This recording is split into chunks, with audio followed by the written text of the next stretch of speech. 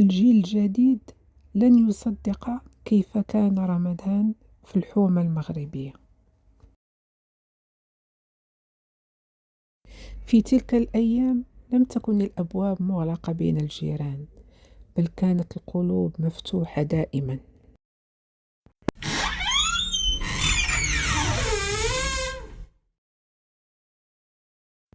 قبل آذان المغرب بدقائق كانوا الأطفال يركضون بين البيوت، يحملون الصحون.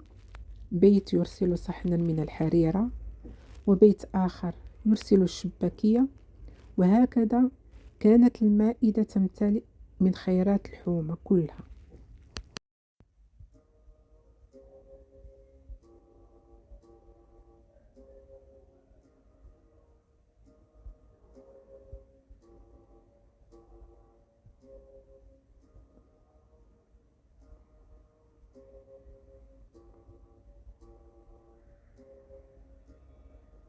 في الأزقة القديمة لم تكن الحريرة فقط طبقا، بل كانت رسالة حب. كان الأطفال يسابقون بعضهم باش يهزوا الصحون إلى الجيران، وإذا لم تستطع جارة مثلا تحضير الفطور، كانت جارتها تقول ببساطة: حريرتك واجدة عندي. كان الجار يطرق باب جاره فقط باش يقول ليه واش محتاج شي حاجة. وفي رمضان كان الاهتمام أكثر، ولا كان شي مريض ولا شي أرملة كانوا الجيران كيزوروهم وكيتأكدوا أنهم بخير.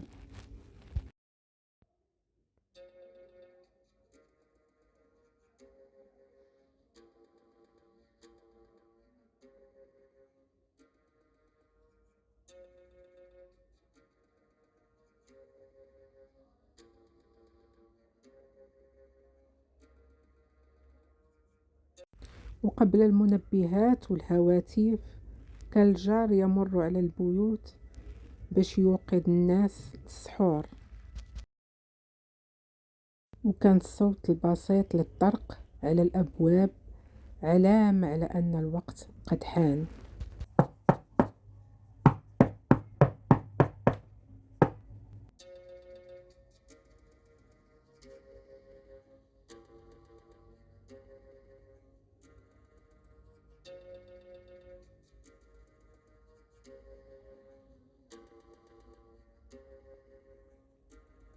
وأحيانا كانت كل البيوت في الزنقة تجتمع على مائدة واحدة، كل بيت يأتي بطبق، فتتحول المائدة إلى وليمة كبيرة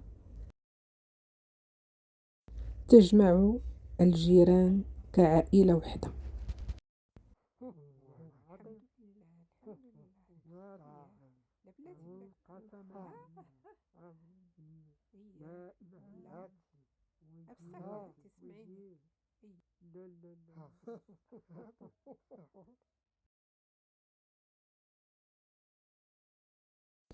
أما الأطفال فكانوا جزء مهم من روح رمضان، كيجريو بين البيوت، ينتظرون مدفع الإفطار، كيلعبوا في الأزقة بعد التراويح.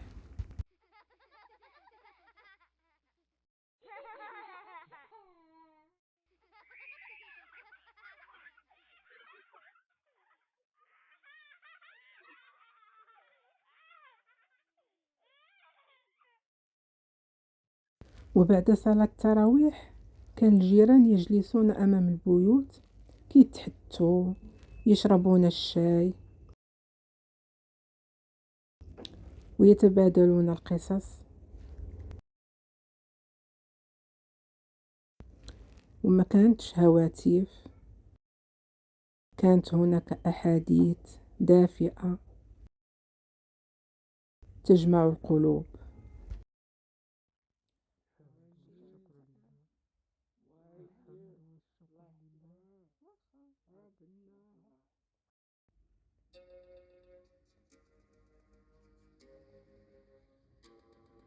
في إحدى الحومات كانت واحد الجارة مسنة ما بقاتش قادرة على الطبخ، وقبل الأذان كيجي طفل كيجري عندها وهاز معاه صحن من الحريرة وكيقول لها ماما قالت ليك نعطيك من الحريرة ديالنا. وبعد دقائق كيجي جار آخر بصحن من الشباكية، وطفل ثالث بطبق من البغرير.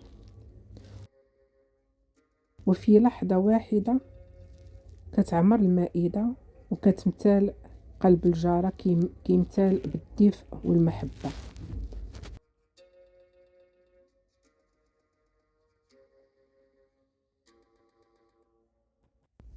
ما كانتش هاد الصحون مجرد أطعمة، ولكن كانت رسالة حب وتضامن بين الجيران.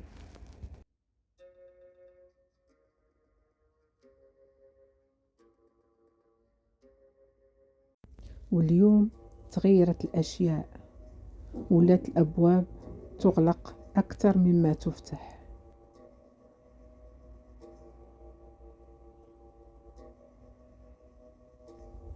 لكن ذكريات رمضان زمان ما زالت تسكن في قلوبنا.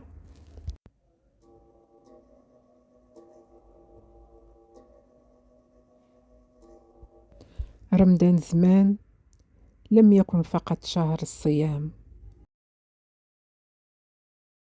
بل كان درسا في الكرم والمحبة وحسن الجوار.